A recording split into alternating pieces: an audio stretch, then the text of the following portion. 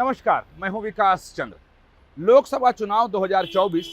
BJP और पूरी NDA प्रधानमंत्री नरेंद्र मोदी के चेहरे पर लड़ रही है। बीजेपी के तो नेता ही हैं प्रधानमंत्री नरेंद्र मोदी, लेकिन एनडीए के जितने भी घटक दल हैं उनको भी भरोसा सिर्फ प्रधानमंत्री नरेंद्र मोदी के चेहरे पर ही है। यही वजह है कि लोकसभा चुनाव 2024 में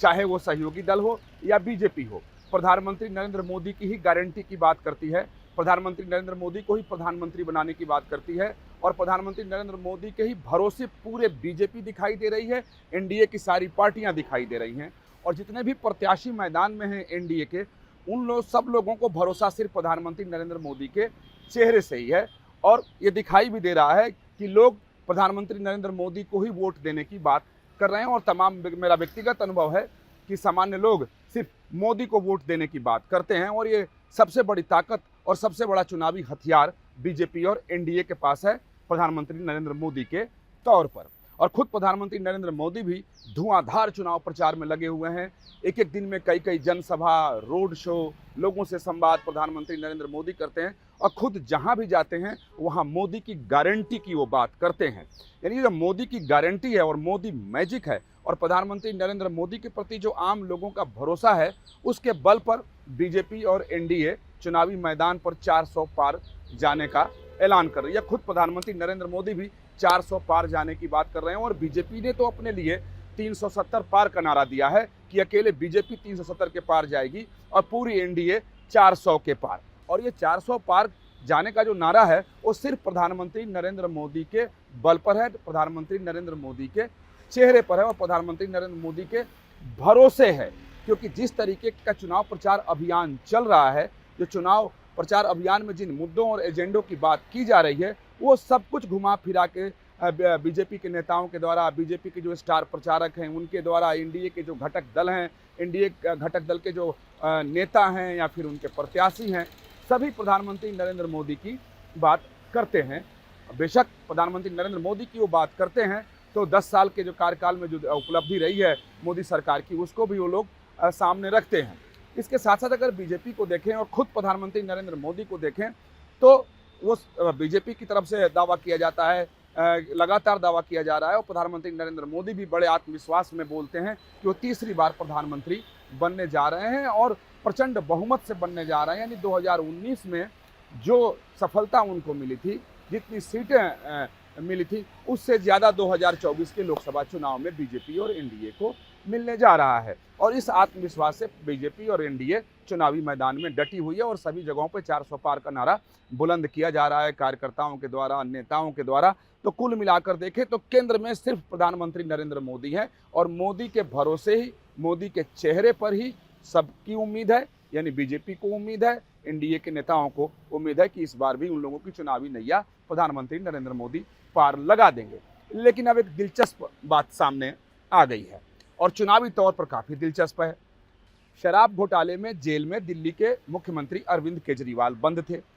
50 दिन बाद जमानत पर वो बाहर आए। अंतरिम जमानत पर चुनाव प्रचार करने के लिए सुप्रीम कोर्ट ने शर्तों के साथ अरविंद केजरीवाल को जमानत दी है। वो जेल से बाहर आए और आने के साथ ही सबसे पहले उन्होंने जो हमला बोला है वो बीजेपी और एनडीए के उम्मीद पर ही हमला बोल दिया है। वो उम्मीद कौन सी है? तो उम्मीद प्रधानमंत्री नरेंद्र मोदी, यानी जिसके बल पर जो मैंने आपको बताया कि पूरी बीजेपी और पूरा एनडीए जो है वो उम्मीद लगाए बैठा है कि मोदी के बल नैया पार लग जाएगी, चुनावी नैया पार लगेगी और केंद्र में फिर से सरकार बनेगी और 5 साल एनडीए की सरकार देश में चलेगी। उसी उम्मीद पर केजरीवाल ने हमला बोला है, यानी प्रधानमंत्री नरेंद्र मोदी पर हमला बोला है और काफ़ी सधे हुए अंदाज में हमला बोला है और जिसके राजनीतिक मायने कई सारे हैं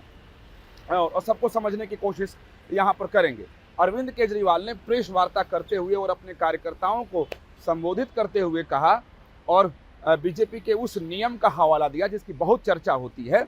कि जब 2014 में प्रधानमंत्री नरेंद्र मोदी केंद्र की राजनीति में आए, बीजेपी की सरकार बनी, प्रधानमंत्री नरेंद्र मोदी प्रधानमंत्री बन गए, तो उस समय उन्होंने एक नियम बनाया कि बीजेपी में जो भी 75 साल की उम्र को प्राप्त कर लेगा, यानी जिसकी भी आयु 75 वर्ष की हो जाएगी, उसे रिटायर कर दिया जाएगा। साथ ही अरविंद केजरीवाल ने हवाला भी दिया, यानी उदाहरण भी दिया लाल कृष्ण आडवाणी का, मुरली मनोहर जोशी का, सुमित्रा महाजन का, कलराज मिश्रा का, कि ये सब लोग 75 पार वाले थे जिसे प्रधानमंत्री नरेंद्र मोदी ने रिटायर कर दिया और राजनीति की मुख्य धारा से बाहर कर दिया। इसके बाद वो यहीं पर नहीं रुके, उन्होंने आगे कहा कि खुद प्रधानमंत्री नरेंद्र मोदी अगले वर्ष 75 वर्ष के होने जा रहे हैं। तो नियम के मुताबिक जो खुद प्रधानमंत्री मोदी ने बनाए हैं उसके मुताबिक वो अगले वर्ष रिटायर हो जाएंगे, यानी वो प्रधानमंत्री नहीं रहेंगे। तो उन्होंने कहा कि फिर आगे क्या होगा, तो केजरीवाल जी ने खुद कहा कि फिर वो अमित शाह को प्रधानमंत्री बना देंगे, यानी उनका जो उत्तराधिकारी है प्रधानमंत्री नरेंद्र मोदी का, वो अमित शाह उत्तराधिकारी हैं। तो अब लोगों को संदेश देने की कोशिश की अरविंद केजरीवाल ने कि देखें कि जिसके बल पर चुनाव बीजेपी लड़ रही है और खुद प्रधानमंत्री नरेंद्र मोदी अपनी गारंटी दे रहे हैं कि तीसरी बार वो सरकार बनाकर हैट्रिक बनाएंगे, वो खुद ही 1 साल तक प्रधानमंत्री रहेंगे, तो फिर आप लोग उनको वोट देना क्यों चाहते हैं, क्यों वोट देने जा रहे हैं। उसका अर्थ ये था कि जो व्यक्ति खुद ही 1 साल तक प्रधानमंत्री रहेगा, जो अगले साल 75 वर्ष की आयु प्राप्त होते ही रिटायर हो जाएगा, तो फिर उसको वोट देने का फायदा क्या हो, तो अमित शाह को प्रधानमंत्री बना देंगे। तो बहुत बारीकी से अरविंद केजरीवाल ने इस 75 साल की उम्र की बात कही है और राजनीति करने की कोशिश इस पर की है और लोगों को संदेश देने की कोशिश की है कि भाई अब मोदी जी 5 साल नहीं, सिर्फ 1 साल तक के लिए ही प्रधानमंत्री बनने जा रहे हैं। अब जैसे ही ये बयान अरविंद केजरीवाल की तरफ से आया, उस पर बीजेपी तुरंत हमलावर हो गई और आक्रामक हो गई, और होना भी था, बीजेपी की तरफ से इस पर जवाब आना ही था। तो सबसे पहले बीजेपी के राष्ट्रीय प्रवक्ता सुधांशु त्रिवेदी मैदान में कूदे और उन्होंने केजरीवाल पर निशाना साधते हुए कहा, और साथ ही उनको साधुवाद दिया अरविंद केजरीवाल को, कहा कि हम अरविंद केजरीवाल को साधुवाद देते हैं कि कम से कम उन्होंने ये तो स्वीकार किया कि प्रधानमंत्री नरेंद्र मोदी फिर से यानी तीसरी बार प्रधानमंत्री बनने जा रहे हैं। साथ ही कहा कि और भी साधुवाद दे रहे हैं कि उन्होंने उत्तराधिकारी भी प्रधानमंत्री नरेंद्र मोदी का बता दिया कि वो जब जाएंगे तो अमित शाह प्रधानमंत्री बन जाएंगे। इसके लिए उनको बहुत धन्यवाद कि वो स्वीकार कर रहे हैं कि तीसरी बार केंद्र में बीजेपी की और एनडीए की सरकार बनने जा रही है और प्रधानमंत्री नरेंद्र मोदी प्रधानमंत्री ही रहेंगे। उन्होंने ये कहते हुए हमला बोला। साथ ही केजरीवाल को कटघरे में खड़ा करते हुए कहा कि जब वो जेल में गए तो उन्होंने अपना उत्तराधिकारी किसको बनाया था, क्योंकि जेल में वो बतौर मुख्यमंत्री ही बंद रहे और उन्होंने इस्तीफा नहीं दिया। वो तमाम दूसरे से जिंदगी भर इस्तीफा मांगते रहे कि आरोप लगे तो तुरंत इस्तीफा दे दो, कैसे कोई पद पर बना रह सकता है, और खुद जेल में गए तो अपना उत्तराधिकारी किसी को नहीं बनाया, न बताया, पार्टी के किसी भी नेता का नाम नहीं लिया, जेल में रहे तो कमान उनकी पत्नी ने संभाल लिया। ये कहते हुए बीजेपी की तरफ से हमला किया गया और उसके बाद बीजेपी की तरफ से ये कहा गया कि प्रधानमंत्री नरेंद्र मोदी ही 5 वर्षों तक प्रधानमंत्री रहेंगे और तीसरी बार बीजेपी की सरकार बनने जा रही है। इसके बाद बीजेपी के चाणक्य कहे जाने वाले अमित शाह ने मोर्चा संभाल लिया। अमित शाह दक्षिण भारत के चुनावी दौरे पर हैं और उन्होंने वहां पर प्रेस वार्ता की और वहां उन्होंने साफ साफ शब्दों में कहा कि ये सौभाग्य की बात है कि प्रधानमंत्री नरेंद्र मोदी अगले वर्ष 75 वर्ष के हो जाएंगे, और उन्होंने कहा कि बीजेपी के संविधान में ऐसा कहीं भी प्रावधान नहीं है, कहीं पर कोई लिखित नियम और कानून बीजेपी में नहीं है कि जो व्यक्ति 75 वर्ष का हो जाएगा उसको बीजेपी से रिटायर कर दिया जाएगा। प्रधानमंत्री नरेंद्र मोदी अगले 5 वर्षों तक प्रधानमंत्री रहेंगे, इसमें कहीं कोई लेकिन परंतु नहीं है। अब यहाँ पर थोड़ी सी और बातें समझने वाली हैं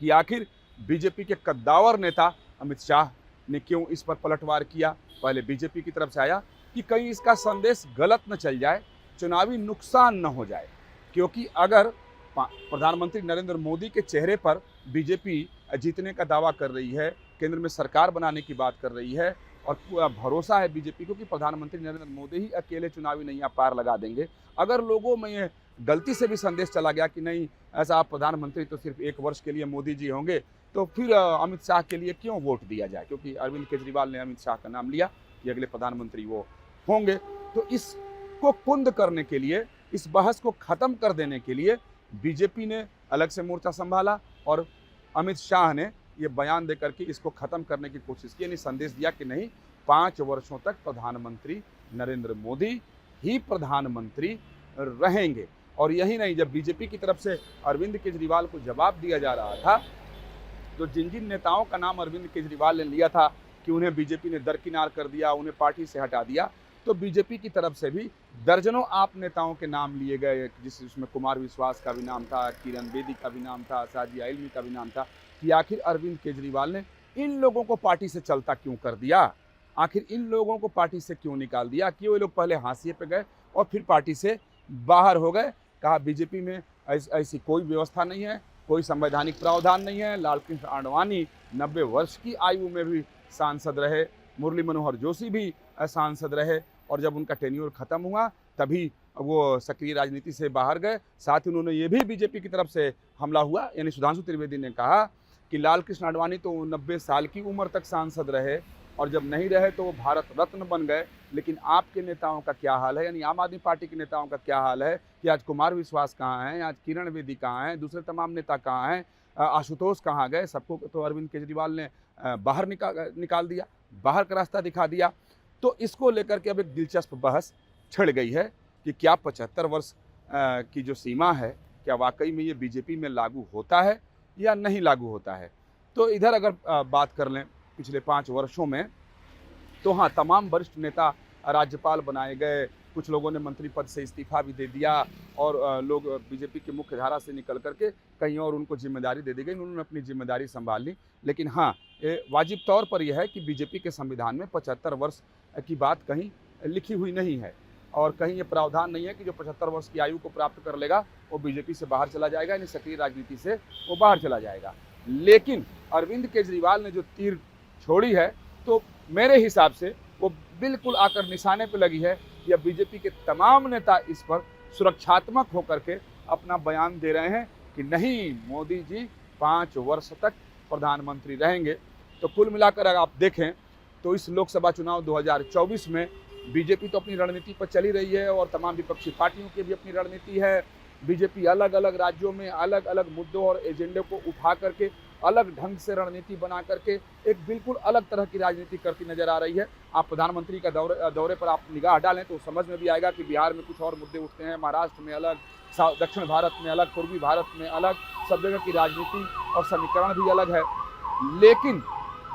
प्रधानमंत्री नरेंद्र मोदी के चेहरे पर बीजेपी और एनडीए को कहीं भी शक नहीं है और उसी उम्मीद पर अरविंद केजरीवाल ने आज हमला बोल दिया है और यही वजह है कि बीजेपी की तरफ से जवाब देने के लिए मोर्चा अमित शाह ने संभाला और उनको जवाब दिया। अब देखने वाली बात ये होगी